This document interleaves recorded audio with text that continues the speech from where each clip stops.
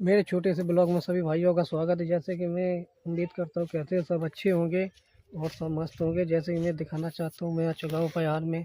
जो ये गेहूँ है, गेहूँ ये काफ़ी बड़े बड़े हो चुके हैं। तो रुको जरा, सबर करो। दिखाना चाहता हूँ मेरे गेहूँ डाली पे आ चुके हैं। अब ये कुछ ही 10-20 दिनों में गेहूँ इसमें निकल आएंगे, बाली निकल आएगी और इसमें कुछ ही महीनों बाद ये सूख जाएंगे, फिर ये काटे जाएंगे अपने हाथों से। और मैं बताना चाहता हूँ जैसे कि और बढ़िया जो ब्लॉग में एकदम देखने को मिलेगा चारों लग जो और भी अच्छा चारों लग हरा भरा है। आज मौसम बढ़िया है, सूर्यनारायण चढ़े हुए हैं इसलिए बहुत ही बढ़िया अच्छा लग रहा है देखने को। और चारों लग एकदम बढ़िया जो मैं दिखाना चाहता हूँ भी अच्छा होगा एकदम। और बजा